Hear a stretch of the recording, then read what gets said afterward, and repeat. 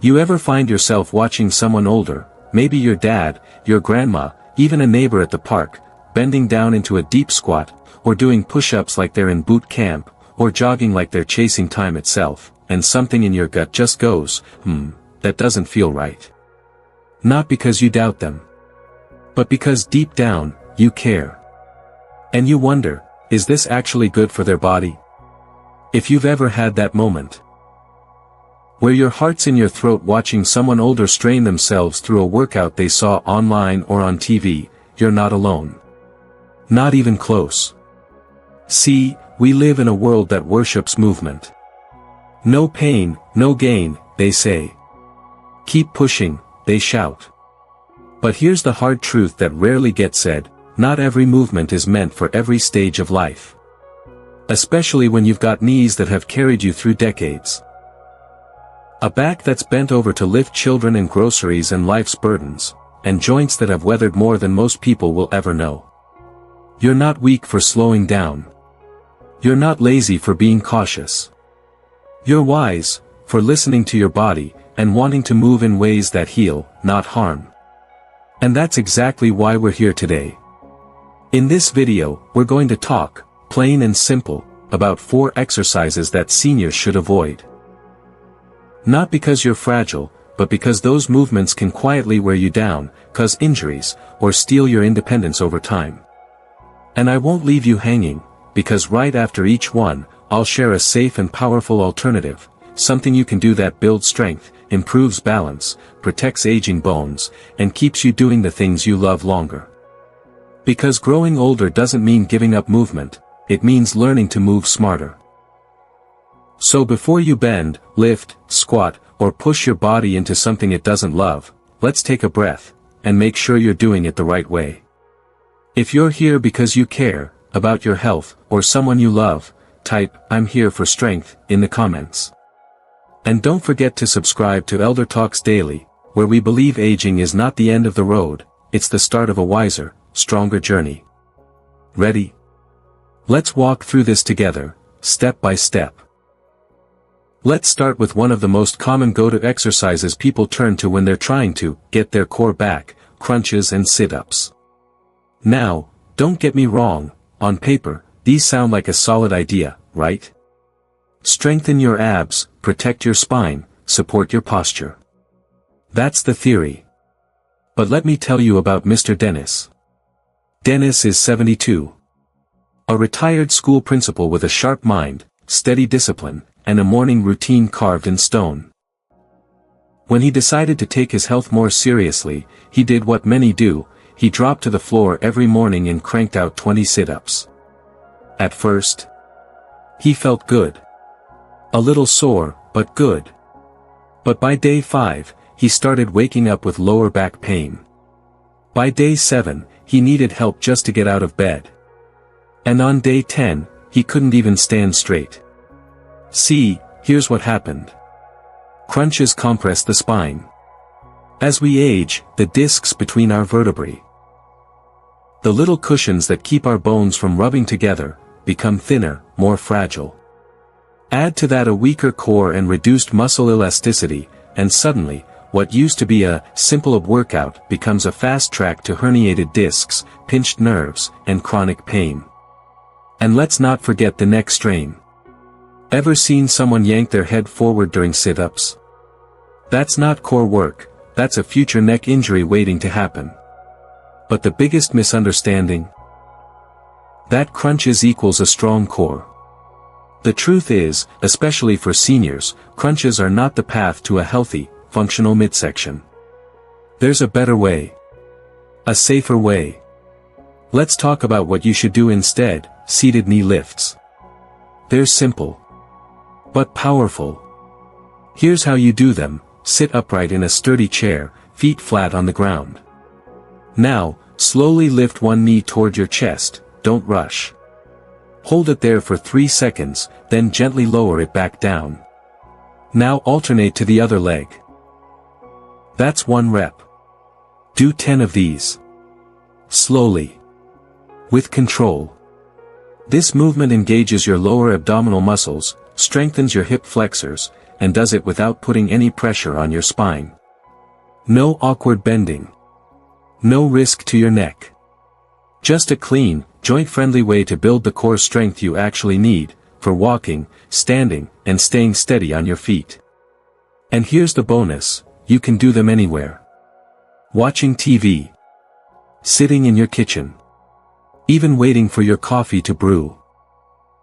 This is what smart movement looks like, respecting your body while strengthening it. Now, we've handled the midsection. But there's another common exercise that might surprise you. It's one that looks simple, but puts serious strain on one of the most vulnerable areas of the aging body, the knees. Let's talk about that next. Now let's talk about a move that almost every workout program includes, but one that can quietly wreck the knees of someone over 60 if done the wrong way, deep squats. Let me introduce you to Ms. Joan. She's 68, retired, and full of energy. She loves gardening, taking walks, and keeping up with her grandkids.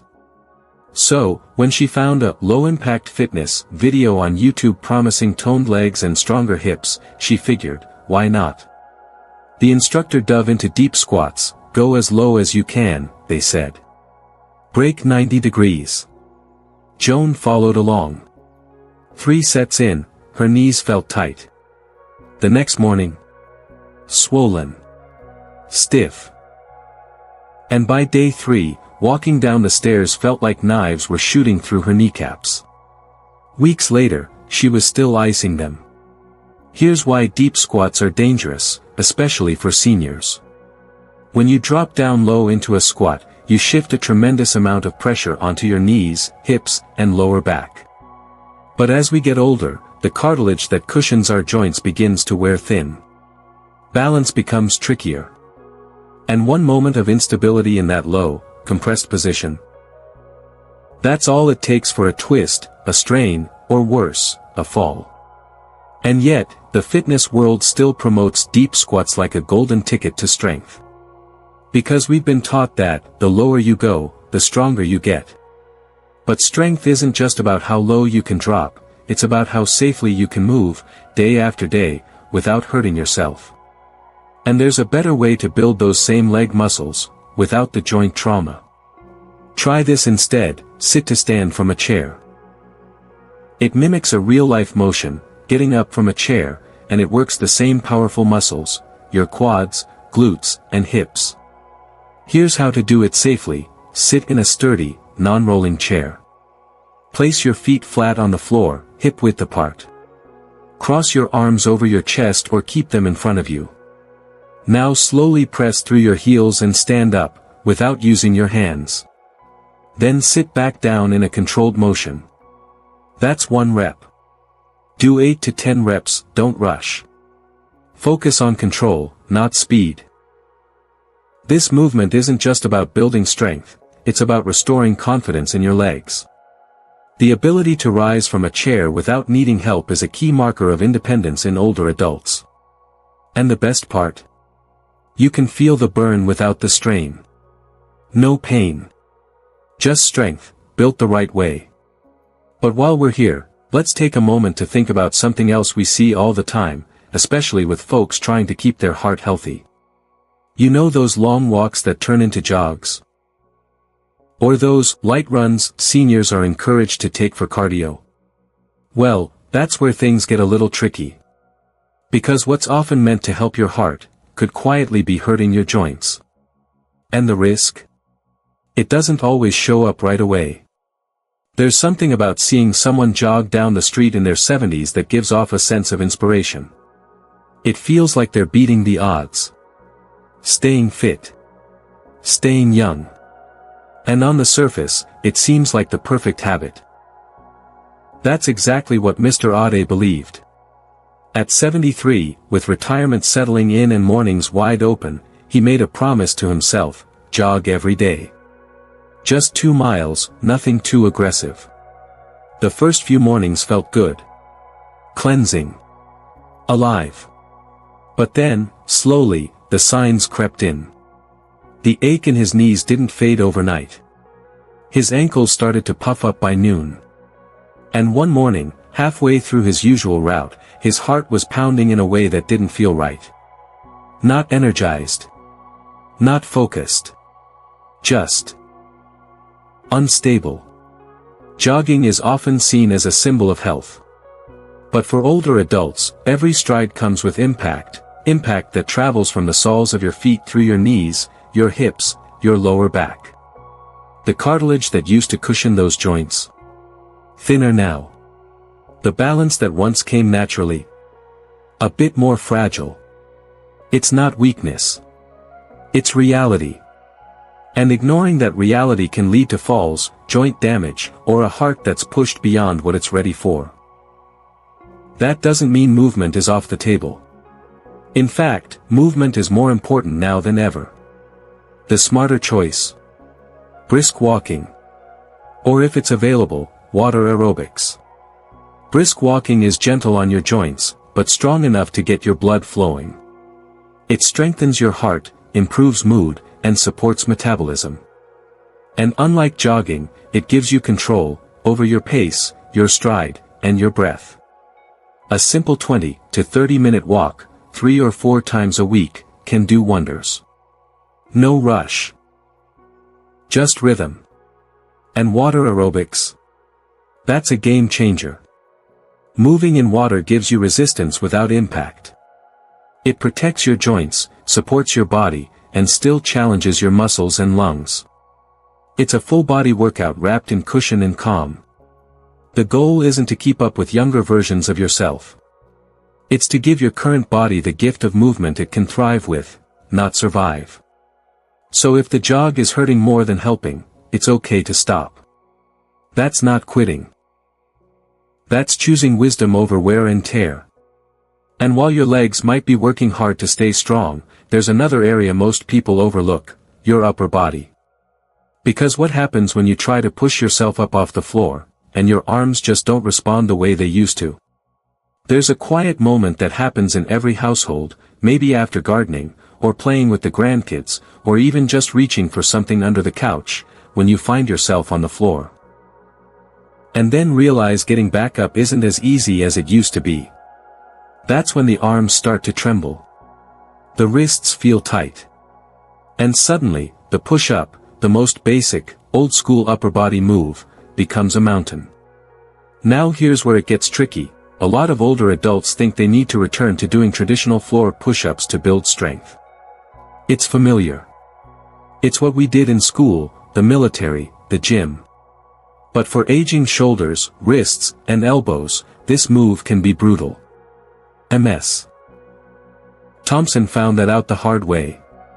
She was 69, healthy, active, and eager to keep up her strength. One day, she got down on her yoga mat and tried a few push-ups like she used to do in her 40s.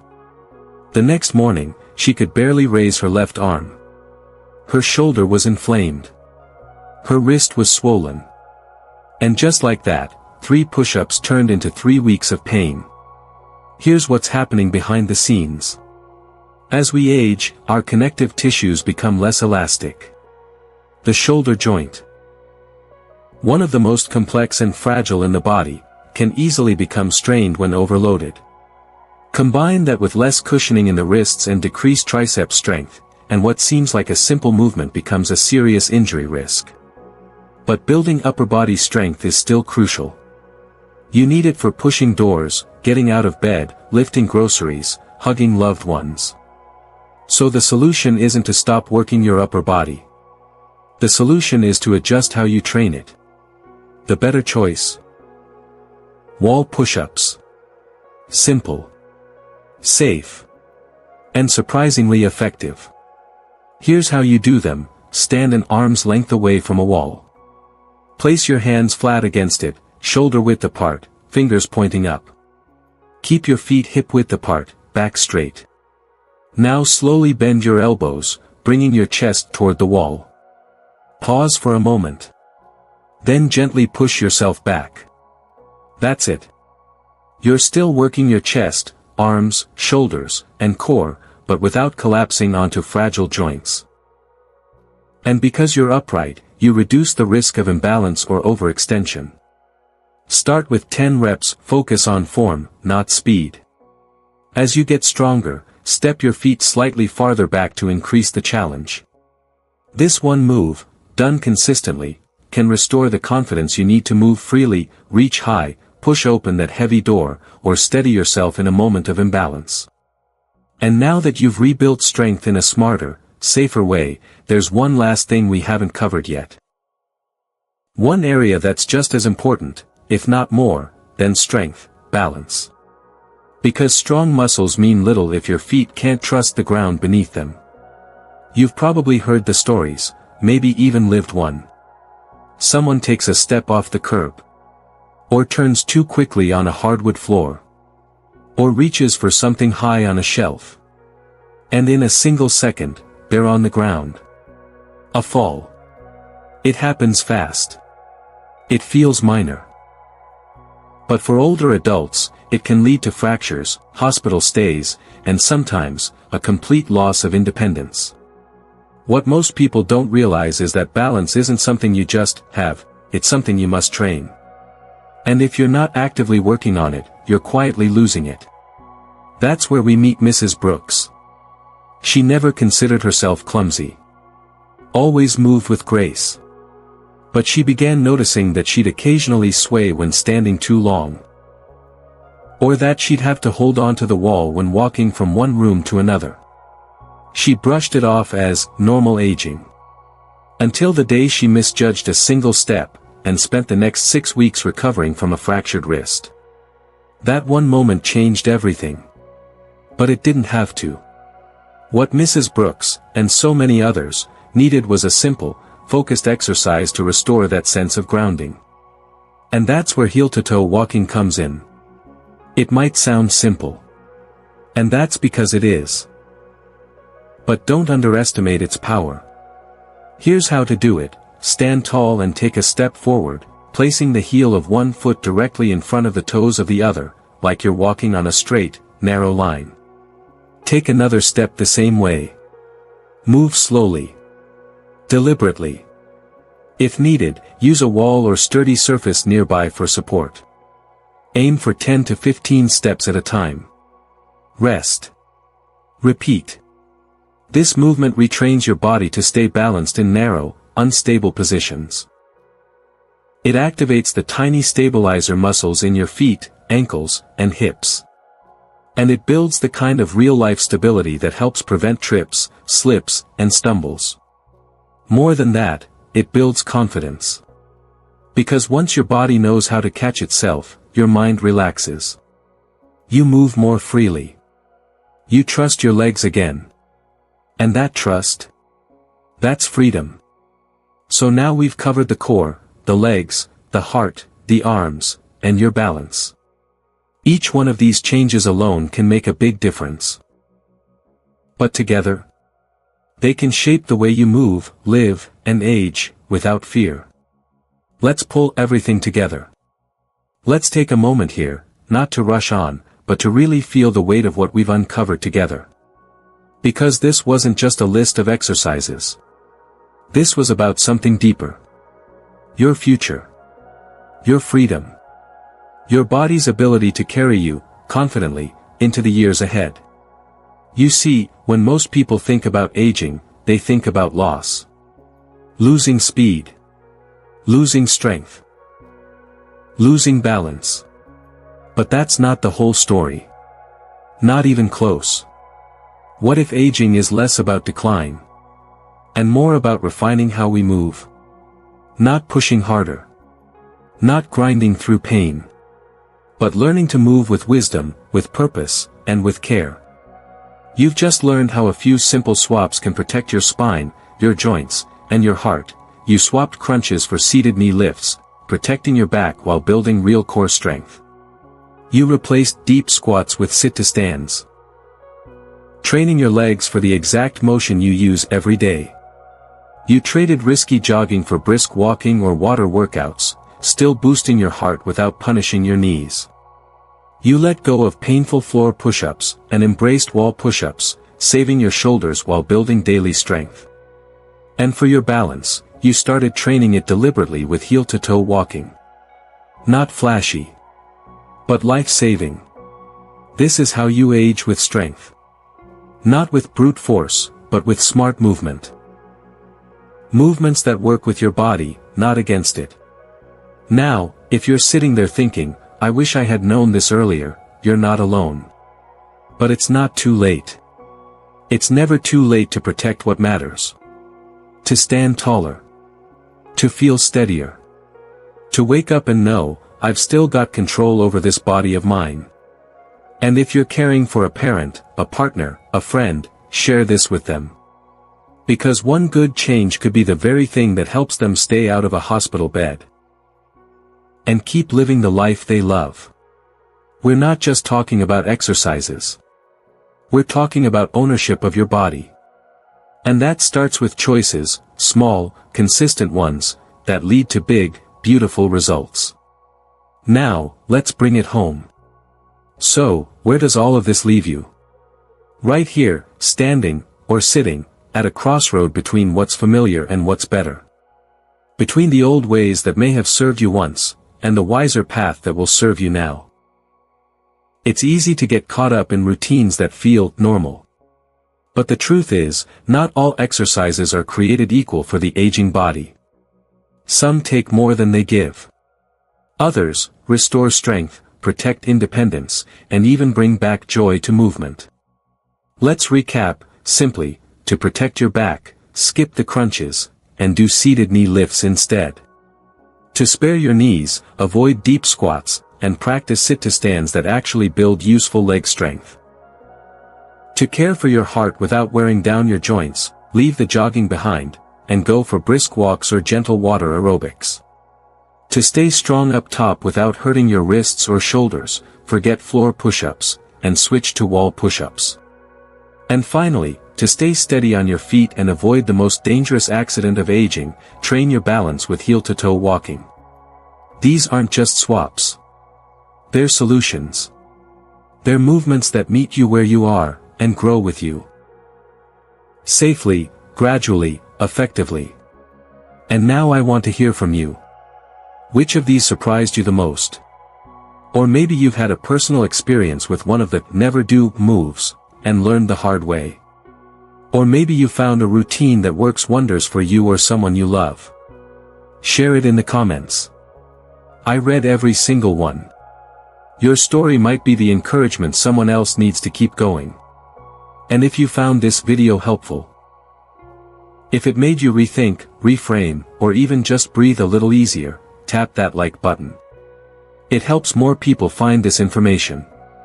And if you haven't already, subscribe to Elder Talks Daily, where we share real, honest guidance to help you or your loved ones age with grace, wisdom, and strength. Thank you for spending this time with me today. Remember, aging isn't about slowing down. It's about moving smarter. Stay safe. Stay strong. And I'll see you in the next one.